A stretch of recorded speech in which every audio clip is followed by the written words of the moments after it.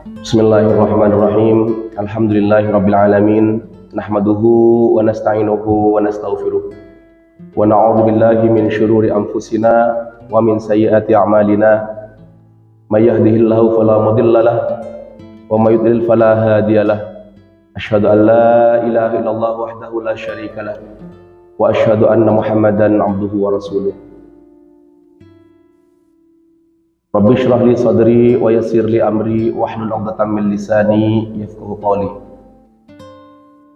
Allahumma shalli wa sallim wa barik ala sayyidina Muhammadin wa ala alihi wa sahbihi ajma'in. Allahumma 'allimna ma yanfa'una wanfa'na bima 'allamtana wa zidna ilma. Wa arinal haqqa haqqan warzuqna ittiba'ah wa arinal batila batilan warzuqna ijtinabah. Masyaallah muslimin rahimani wa rahimakumullah.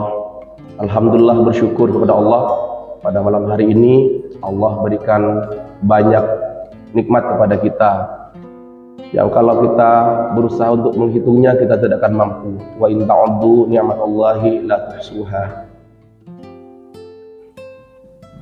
Di antara nikmat-nikmat yang Allah berikan adalah nikmat keimanan, nikmat ketakwaan, nikmat ukhuwah, nikmat Al-Qur'an, nikmat bisanya kita datang ke majelis ilmu ini. Satu nikmat yang besar yang perlu kita syukuri. Salawat dan salam semoga terus mengalir kepada baginda Nabi kita Nabi Muhammad SAW, para keluarga, sahabat dan orang-orang yang mengikuti sunnah-sunnah beliau ila yaumil qiyamah. Bapak Ibu hadirin wal hadirat rahimani wa rahimakumullah. Perkenalkan, kami dari Insan Qur'ani Indonesia.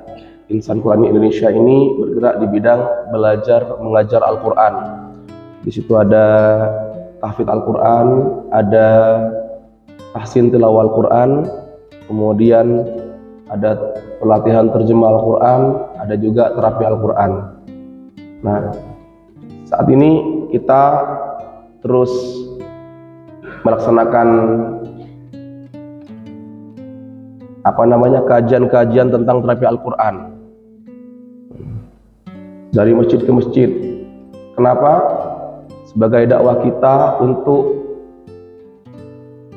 menyadarkan masyarakat agar ketika sakit mereka tidak terjerumus pada perdukunan, tidak terjerumus pada kesyirikan. Kita kenalkan kepada masyarakat, kita edukasi masyarakat bahwa di Islam itu ada pengobatan utama, bukan pengobatan alternatif, yang itu sudah diajarkan oleh Nabi kita Nabi Muhammad SAW. Sehingga ketika kita edukasi masyarakat, kita dakwahkan, kita sampaikan ini kepada masyarakat, kita harapkan masyarakat tidak ada lagi yang terjerumus pada kesyirikan, terjerumus pada perdukunan. Tidak ada lagi masyarakat yang kena tipu harus bayar berjuta-juta, tak tahunya kena keris petir. Na'udzubillahi min dzalik. Belinya di mana? Di Shopee. Nah, jadi terus kita dakwahkan Al-Quran kepada masyarakat. Kita ajarkan bagaimana cara baca Al-Quran yang baik dan yang benar, bagaimana tahsin tilawah Al-Quran, bagaimana tadabbur Al-Quran, tafsir Al-Quran, dan juga terapi Al-Quran, agar kita lebih dekat dengan Al-Quran dalam kehidupan kita, baik dunia maupun di akhirat, insyaallah. Bapak Ibu sudah dapat materi semuanya, insyaallah kita akan bahas lebih spesifik lagi. Al-Quran itu diturunkan oleh Allah sebagai syifa. A'udzubillahi minasyaitonir rajim. Wa nunazzilu minal Qur'ani ma huwa syifaa'un wa rahmatul lil mu'minin wa la yazidul zalimina illa khasara. Dan kami turunkan Al-Qur'an ma huwa syifaa'un, sebagai syifa, sebagai penawar, sebagai penyembuh, wa rahmatul lil mu'minin, dan rahmat bagi orang-orang yang beriman. Yang menyampaikan bahwa Al-Qur'an itu syifa, Al-Quran itu penawar, obat atau penyembuh, itu Allah Subhanahu wa ta'ala. Dan kalau Allah yang meresepkan ini pasti benar. Kalau kita dapat resep dari dokter, teman-teman dokter kita bisa sembuh, bisa enggak, bisa benar, bisa enggak. Tapi kalau kita dapat resepnya dari Allah, pasti benar, 100% benar. Wa nunazzilu minal qur'ani ma huwa syifaa'un wa rahmatul lil mu'minin. Jadi itu adalah syifa, obat penyembuh, penawar bagi orang-orang yang beriman. Dari penyakit apa Ustaz? Dari penyakit, segala macam penyakit. Baik penyakit medis ataupun non medis, baik penyakit zahir maupun penyakit batin. Itu adalah garansi kesembuhannya dari Allah. Wala yazidul zalimina illa khasara. Dan tidaklah bertambah bagi orang-orang yang zalim kecuali bertambah rugi. Jadi ada orang-orang yang beberapa kali diterapi Al-Quran tapi belum Allah berikan kesembuhan. Kenapa? Karena dia masih melakukan kedzaliman-kedzaliman. Di antaranya melakukan kedzaliman besar. Apa itu? Masih melakukan kesyirikan. Sekarang diruqyah, diterapi Quran, besoknya masih pergi ke dukun, masih cari barang-barang inilah itu kesyirikan yang dilakukan akan menghambat datangnya syifa, datangnya kesembuhan dari Allah Subhanahu wa taala. Wa idza maridtu fahuwa yashfin. Apabila aku sakit, dialah Allah yang menyembuhkan. Nah, Bapak Ibu rahimani rahimakumullah, malam ini kita akan lebih spesifik karena waktu kita terbatas. Kita akan lebih spesifik pada gangguan jin dan sihir, insyaallah. Pada gangguan jin dan sihir. Nah, insyaallah nanti jika berkenan di sesi kedua, sesi pertama ini kita isi dengan materi-materi. Sesi kedua kita isi dengan praktek langsung. Bagaimana sih cara menggunakan Al-Quran sebagai penyembuhan untuk penyakit kita, untuk keluarga kita, untuk anak kita. Terapi Al-Quran atau yang kita sering kenal dengan ruqyah, Apa sih Ustadz ruqyah? Nah, Ustadz tolong dong anak saya tolong diruqyah katanya. Bukan ruqyah ternyata Bapak Ibu, nggak pakai hamzah tapi pakai qaf. Ruqyah, bukan ruqyah. Kalau ruqyah melihat dari kata ro'a, kalau ini dari kata ruqyah. Apa artinya ruqyah? Ruqyah adalah jampe-jampe. Apalagi ruqyah adalah mantra. Ruqyah adalah suwu, kata orang Jawa suwu, kata orang Madura tuah. Nah, itu ruqyah. Tuah. Itu ruqyah. Sehingga ruqyah ini dibagi menjadi dua. Yang pertama adalah ar-ruqyatus syar'iyyah, yaitu jampe mantra yang sesuai dengan syariat Islam. Yang kedua, ar-ruqyatus syirkiyah, yaitu jampe mantra suwu tuah yang mengandung unsur kesyirikan. Gimana cara membedakannya Ustaz? Ini termasuk ruqyah syar'iyyah apa ruqyah syirkiyah? Maka cara membedakannya adalah ruqyah syar'iyyah itu bersumber dari Al-Quran, dibacakan dengan keras, itu ciri-cirinya. Kemudian dibacakan doa-doa yang diajarkan oleh Nabi, ada sumbernya, ada contohnya dari Nabi. Seperti apa Ustadz? Ketika kita mendatangi orang sakit, kita doakan Allahumma rabban nas, azimil ba'sa wa syfi'an tasyafi, la syifaa'a illa syifaa'uk syifa'an la yughadiru saqama. Atau kita pegang kepalanya, bismillahi arqiq min kulli syai'in yu'dhik wa min syarri kulli nafsin aw 'aini hasidin Allahu yashfik, bismillahi arqiq.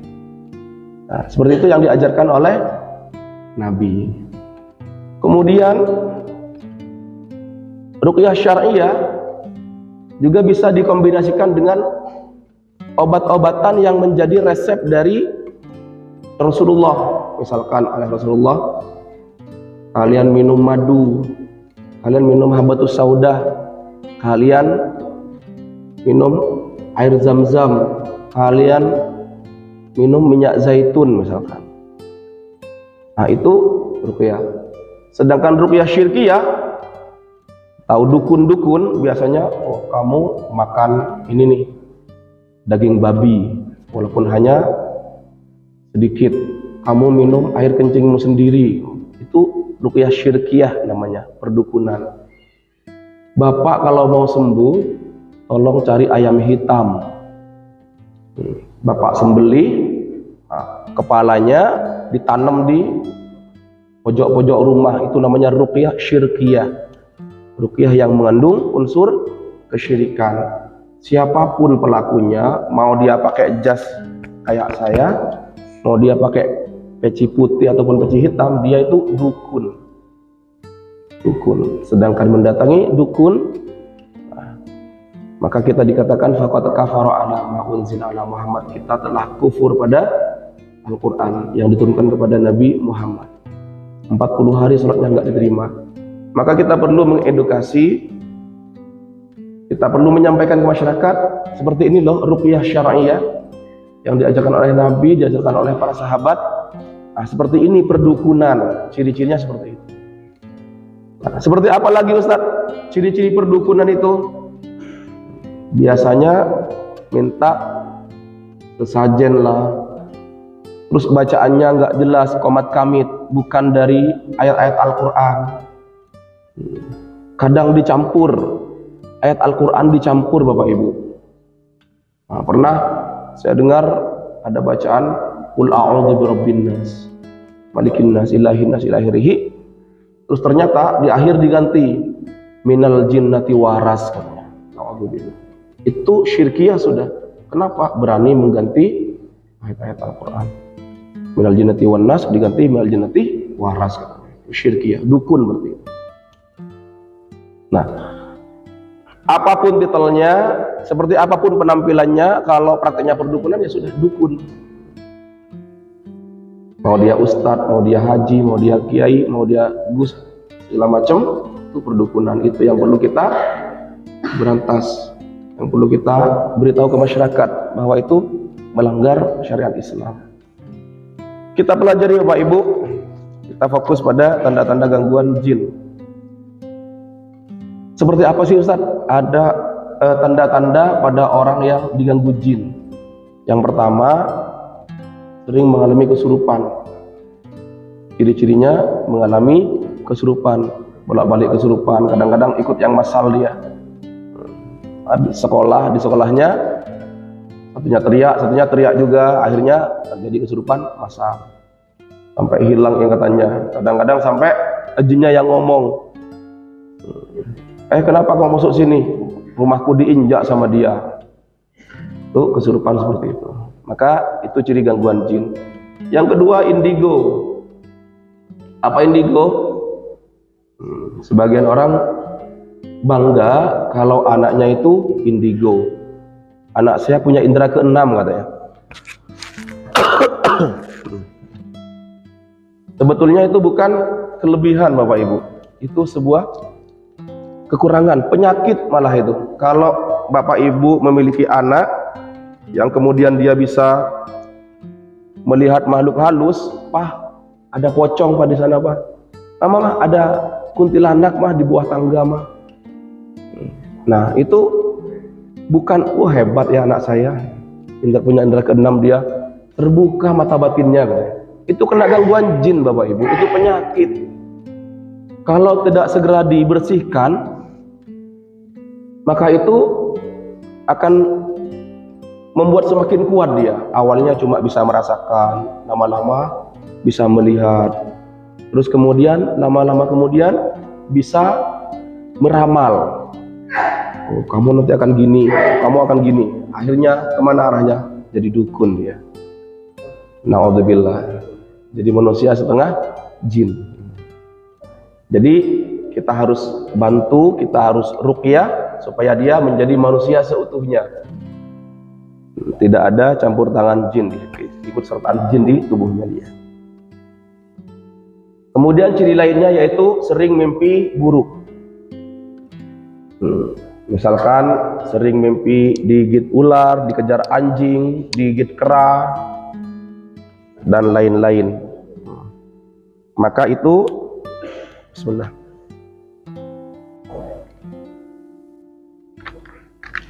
Itu ciri gangguan jin. Kadang-kadang samaan mimpinya. Papa, tadi malam aku mimpi digigit ular, Pak. Iya, Mah, aku tadi malam digigit ular juga mimpinya. Maka keluarga itu ada ciri-ciri gangguan jin.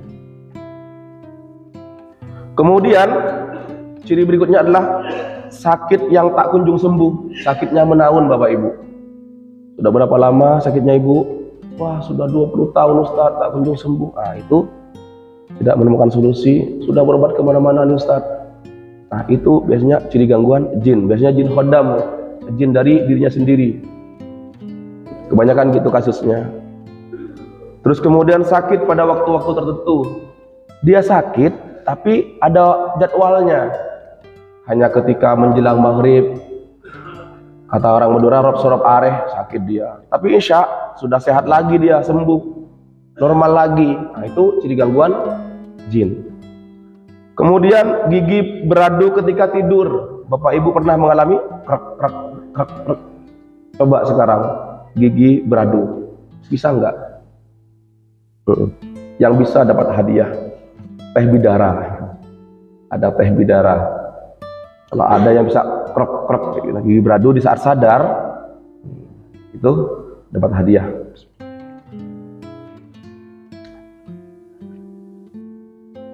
Jadi kadang-kadang kita nggak sadar, kata istri kita, Abi kok giginya beradu ketika tidur, padahal ketika sadar kita nggak bisa melakukannya. Jadi butuh energi khusus tuh. Kemudian malas beribadah. Anak kita, keluarga kita malas banget beribadah. Terus kemudian mau tilawah Al-Quran, mau tilawah itu baru beberapa ayat sudah tutup, sudah ngantuk. Itu bisa jadi ada gangguan jin di tubuhnya. Biasanya kalau jin-jin kafir masuk ke tubuh itu, maka dia akan dibuat malas beribadah. Saya pernah beberapa kali malah menemukan jin-jin kafir di situ. Ketika diruqyah sampai reaksi jin-jin kafir yang menempatinya, sehingga dia dibuat malas beribadah. Ya iyalah, yang namanya kafir malas untuk ke masjid, nggak mau ke masjid dia. Sedikit banyak mempengaruhi pikiran orang yang ditempati. Kemudian was-was, takut, khawatir dan cemas yang berlebihan. Bapak Ibu, kalau kita ke desa-desa biasanya ada orang yang takbiratul ihramnya nggak jadi-jadi. Allah, Allah, Allah, Allah Akbar, Allah gitu, nggak jadi-jadi, was-was dia. Pernah menemukan orang seperti itu, Bapak Ibu? Banyak ya.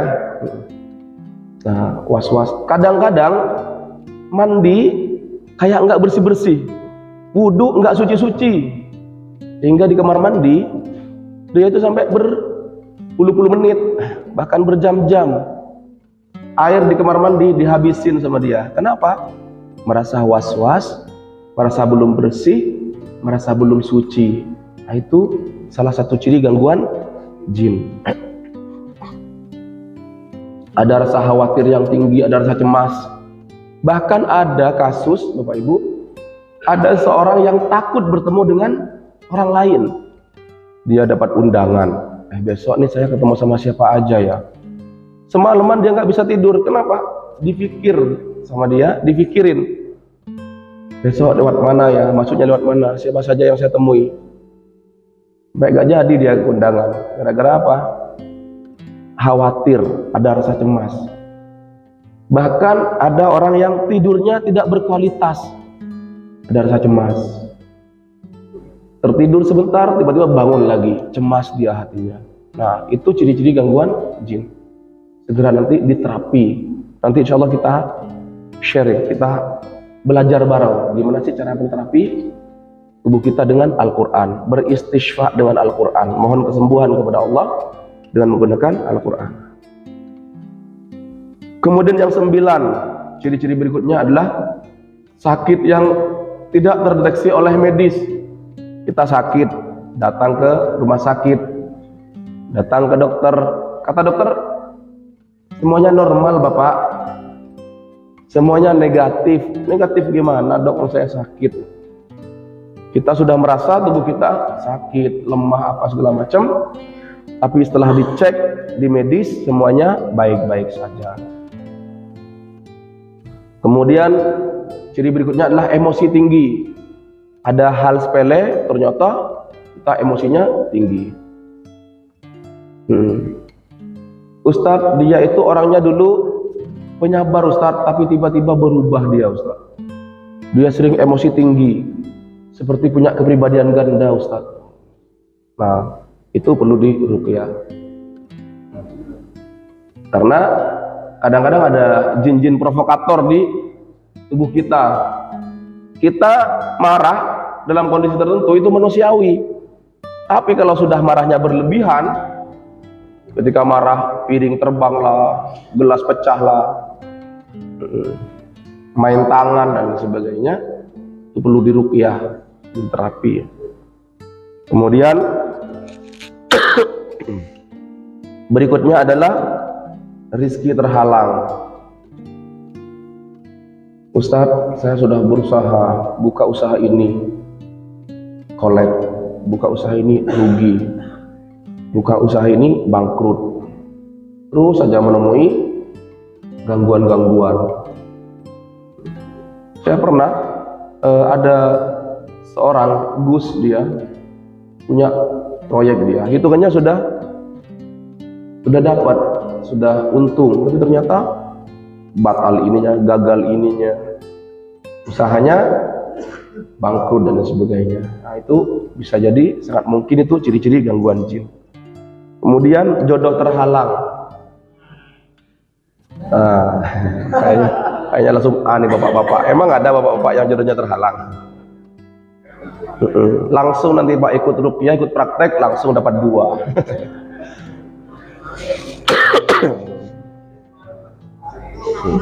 Kalau dapat 2 Ustadz, saya mau ikut sekali lagi Ustadz. Kenapa Pak? Udah dapat 4. Masya Allah.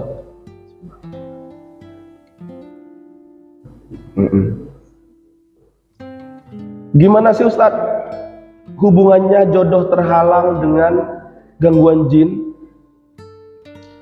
Ada seorang laki-laki, dia itu disuruh nikah, nggak mau. Dia nggak ada syahwat, nggak ada keinginan dengan lawan jenis. Nah, ada nggak yang kayak gitu? Ciri-cirinya dia itu lemes, gerakannya agak lemes. Ciri-cirinya dia tuh sering berfantasi, memikirkan sesuatu yang indah tapi nggak jelas. Ciri-cirinya dia itu sering mimpi basah, tapi nggak jelas kadang-kadang dengan siapa. Nah, itu kasus apa Ustadz? Kasus disukai jin. Kasus disukai jin, dicintai jin. Ada jin perempuan yang cinta pada dia, yang suka sama dia, sehingga dia tidak rela emas itu, cowok itu dimiliki oleh perempuan lain, baik dari kalangan manusia maupun kalangan jin. Akhirnya ketika ta'aruf dengan akhwat, dengan perempuan, gak jadi. Ketika tunangan, batal. Nah, itu jodoh terhalang seperti itu. Ada juga jin sihir jomblo. Nah, sihir jomblo tuh misalkan ada seorang perempuan, tunangan dia. Tunangan, tiba-tiba tunangannya, si perempuan ini memutuskan hubungan pertunangannya dengan si cowok tanpa alasan yang jelas. Si cowok sakit hati, datanglah si cowok ke tukang sihir, Mbah Dukun tolong tuh buat dia nggak laku-laku. Oh, na'udzubillah. Akhirnya apa? Ketika dia ta'aruf dengan orang lain, dengan laki-laki lain, dia merasa nggak cocok. Malah laki-laki itu memandang dia tuh menakutkan. Ada seperti itu. Nggak jadi, ta'aruf nggak jadi, batal, tunangan batal. Kenapa? Kena sihir jomblo.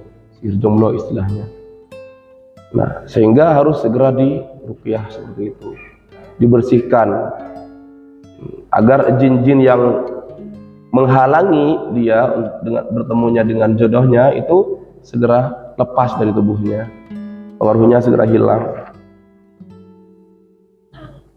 Berikutnya, ciri gangguan jin lainnya sering sakit seperti ditusuk-tusuk atau dicengkram malam-malam. Tiba-tiba kepala kita kayak ditusuk-tusuk, dada kita, perut kita kayak dicengkram. Itu ciri gangguan. Kadang-kadang nggak bisa nafas, apa namanya, absaap,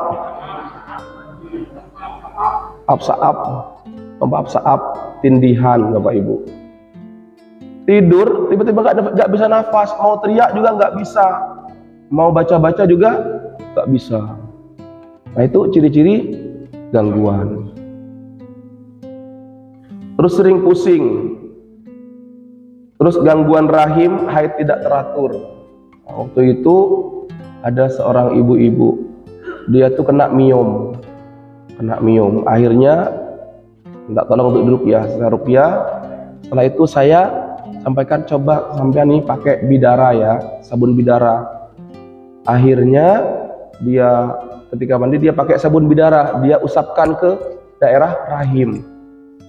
Alhamdulillah, qadarullah, miomnya keluar, difoto sama dia, dikirim ke temannya, sama temannya disampaikan ke saya, Ustaz, alhamdulillah Ustaz, teman saya yang kena miom kemarin itu miomnya bisa keluar, padahal pakai sabun bidaranya dari luar aja, dari luar rahim, sabunnya nggak dimakan. Nah, alhamdulillah, dokternya juga Masya Allah, luar biasa ya, bisa keluar seperti ini miomnya. Haid sering tidak teratur, itu ada unsur gangguan jin biasanya. Terus kemudian belum punya keturunan setelah lama menikah, nikahnya sudah 7 tahun, belum Allah karuniai keturunan. Ada yang sudah 10 tahun belum punya anak. Itu biasanya ada jin-jin yang menghalangi di rahim tuh, menghalangi bertemunya sperma dan ovum. Jadi spermatozoa nggak bisa menembus ovarium. Kenapa? Ada jin-jin yang menghalangi di situ. Diruqyah, diterapi Al-Quran, terus kemudian minum bidara, minum zuriat seperti itu. Jangan sampai lama nggak punya anak, kita datang ke kuburan, kita datang ke, kadang-kadang mencuri mencuri celana dalam anak tetangga gitu. Itu hal yang nggak logis. Yang ada orang-orang yang datang ke tempat tertentu, cari apa dia? Cari buah mengkudu. Nah, ketika jatuh buah mengkudunya katanya punya anak. Alhamdulillah, itu nggak logis. Jadi segera datang ke dokter, periksa seperti apa, kemudian lakukan terapi-terapi pengobatan yang sesuai anjuran Islam, pengobatan yang Islami. Terus jangan lupa doa, Rabbila tadzarni fardan wa anta khairul warisin. Ya Allah, jangan biarkan aku sendiri ya Allah, tanpa generasi, Engkau sebaik-baik memberi keturunan. Rabbi habli minas sholihin, ya Allah berilah keturunan yang soleh ya Allah. Rabbana hab lana min ladunka dzurriyyatan thayyibah innaka sami'ud du'a. Ya Allah, karuniai kami keturunan yang baik. Sesungguhnya Engkau Maha mendengar doa permohonan. Itu doa-doa yang bisa kita baca. Perbanyak istighfar juga.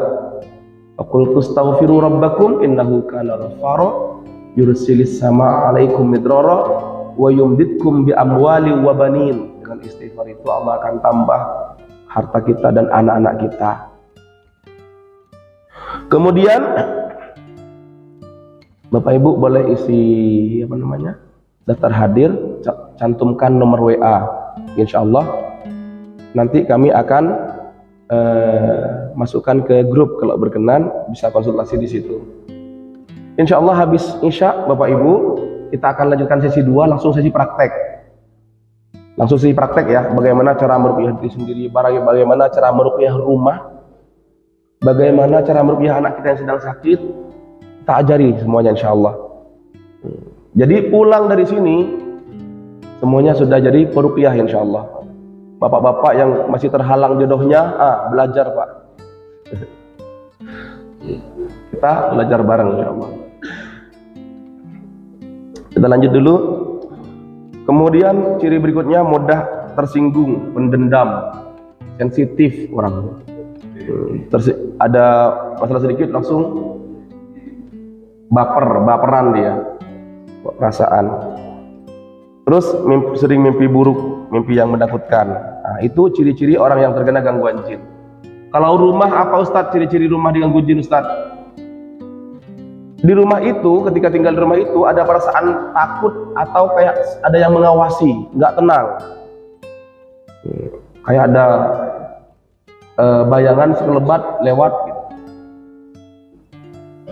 Terus kemudian di rumah itu sering terlihat penampakan makhluk halus. Sering terlihat penampakan jin. Di sana terlihat ada pocong, di sana Mbak Kunti, di situ ada di tangga ada tuyul lewat dan lain sebagainya. Itu rumahnya diganggu jin.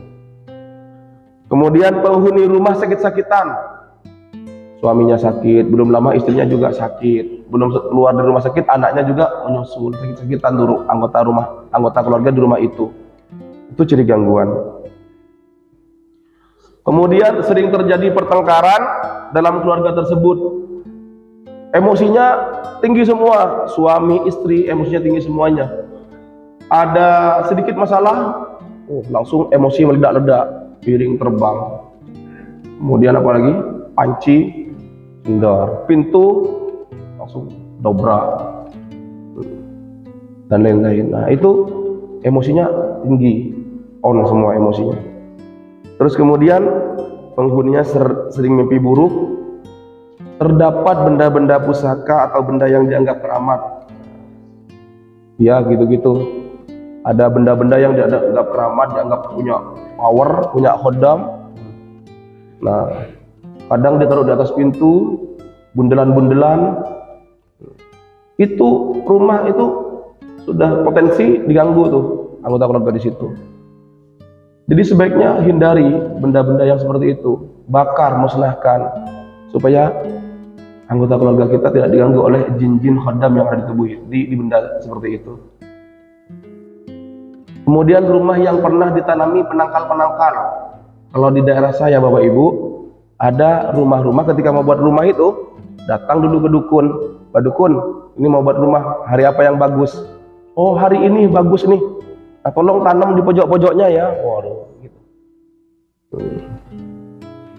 Nah itu rumah yang ditanami benda-benda penangkal seperti itu, tiap hari dia sudah ditunggui oleh jin-jin yang penjaga di situ. Suatu saat jin-jin itu malah yang akan mengganggu anggota keluarga di rumah itu. Kalau ada yang tanya, datang ke saya, Ustadz saya mau buat rumah, hari apa yang bagus? Sudah ada semua nggak bahannya? Ada Ustadz. Uangnya sudah ada nggak? Enggak. Besok bagus nih. Lusa juga bagus. Jadi tidak ada hari yang tidak bagus. Nggak ada. Allah itu menciptakan hari yang gagal produk, nggak ada. Semua hari adalah bagus, hari baik. Yang penting dana sudah ada, bahan sudah ada, bangun rumahnya. Habis itu bacakan surah Al-Baqarah di rumahnya, agar setan-setan di situ pergi. Kemudian rumah kadang terdengar suara aneh di atap rumah, ada ledakan. Terus kata tetangga, Pak tadi malam ada bola api jatuh di rumah Bapak. Nah, itu ciri-ciri rumah yang terkena gangguan. Perlu diruqyah nanti rumahnya. Seperti apa caranya? Insya Allah kita akan bahas setelah Isya. Cara-caranya kita langsung praktek. Yang terakhir, ciri-ciri anak terkena gangguan jin. Anak kita gimana Ustaz ciri-cirinya ketika anak kita diganggu jin? Di antaranya sering menangis tengah malam, bukan karena lapar dan haus, indigo atau sering disebut memiliki kemampuan indera keenam, takut pada tempat-tempat tertentu, di bawah ketika di bawah tangga misalnya melengos, dia nggak mau lihat, takut. Nah itu ciri-cirinya. Sering tidak fokus, kita ngomong A, dia ngomongnya B, kita bahas timur, dia bahasnya barat sendiri, nggak fokus. Lambat bicara, ada anak yang usianya 4 tahun belum bisa bicara, usianya 3 tahun belum bisa bicara. Lambat jalan juga, lambat jalan, sudah 3 tahun belum bisa jalan, 4 tahun belum bisa jalan, segera diruqyah. Terus sering asik sendiri, sering asik sendiri itu kayak autis, sering asik sendiri. Adzan ya, adzan. Insya Allah kita lanjutkan setelah sholat isya, sesi prakteknya Bapak Ibu. Kita akhiri dulu dengan kafaratul majelis. Subhanakallahumma wa bihamdika asyhadu an la ilaha illa anta astaghfiruka wa atubu ilaik. Wassalamualaikum warahmatullahi wabarakatuh.